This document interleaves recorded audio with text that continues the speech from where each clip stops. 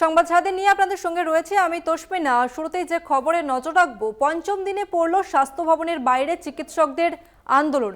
5 দফা দাবিতে অবস্থান জারি। স্বাস্থ্য ভবনের সামনে রাস্তার সিসিটিভি বসানোর কাজ ইতিমধ্যেই শুরু হয়েছে। প্রথম পর্যায়ে লাগানো হচ্ছে 14টি সিসিটিভি।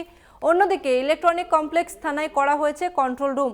24 ঘন্টা নজরদারি স্বাস্থ্য ভবনের সামনে। স্বাস্থ্য ভবনের সামনে লাগাতার ধর্ণা চলছে জুনিয়র চিকিৎসকদের। এই নিয়ে 5 দিনে পড়ল তাদের ধর্ণা অবস্থান।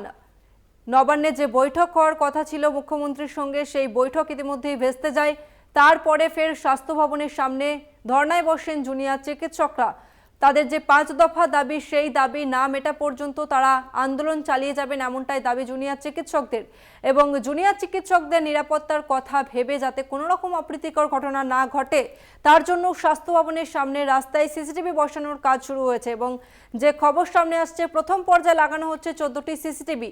অন্যদিকে ইলেকট্রনিক কমপ্লেক্স থানায় খোলা হয়েছে কন্ট্রোল রুম। 24 ঘন্টা নজরদারি করা হবে স্বাস্থ্য ভবনের সামনে। 24 ঘন্টা নজরদারি করা হবে স্বাস্থ্য ভবনের সামনে। তার জেরে ইলেকট্রনিক কমপ্লেক্স থানায় খোলা হয়েছে কন্ট্রোল রুম। আপনাদের আরও একবার বলবো, ইতিমধ্যে স্বাস্থ্য ভবনের সামনে রাস্তায় খোলা হয়েছে, লাগানো হচ্ছে সিসিটিভি ক্যামেরা।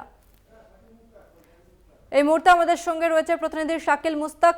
শাকিল, সিসিটিভি লাগানোর কাজ কি শুরু হয়ে গেছে, কি জানতে পারছো?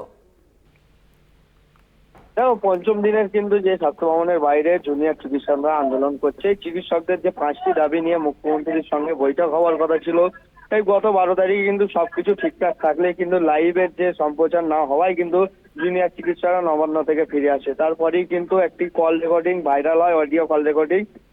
কুণাল ঘোষ নিজে পোস্ট করে তার চিকিৎসকদের যে আন্দোলনে যে হামলা চালানোর পরিকল্পনা হচ্ছে সেই তিনি কিন্তু দাবি করেন। তারপরেই কিন্তু পুলিশের তরফ থেকে একটি মামলা করা হয়। মামলা করার পরেই কিন্তু বিধাননগরের যে পুলিশ কমিশনারেটের যে ইলেকট্রনিক থানার পুলিশ তাকে কিন্তু গড়বা থানা এলাকা থেকে গ্রেপ্তার করে। এরপরেই কিন্তু নিরাপত্তা নিয়ে কিন্তু বিধাননগর পুলিশের পক্ষ থেকে কিন্তু জোর দেওয়া হয়। নিরাপত্তার কারণে কিন্তু 14টি কিন্তু সিসি ক্যামেরা লাগানো হয়।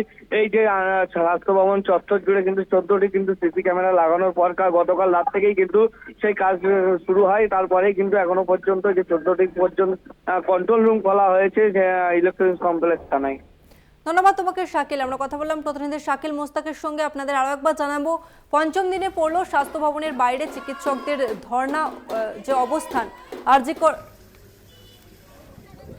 পঞ্চম দিনে পড়লো স্বাস্থ্য ভবনের বাইরে চিকিৎসকদের ধর্ণা অবস্থান এবং চিকিৎসকদের নিরাপত্তার কথা মাথায় রেখে স্বাস্থ্য ভবনের সামনে রাস্তায় সিসিটিভি বসানোর কাজ শুরু হয়েছে ইতিমধ্যে। এবং যে খবর সামনে আসছে, প্রথম পর্যায়ে 14টি সিসিটিভি লাগানো হবে যাতে কোনো রকম অপ্রীতিকর ঘটনা না ঘটে, তার জন্য এই সিসিটিভি বসানো হচ্ছে, এমনটাই সূত্রের খবর।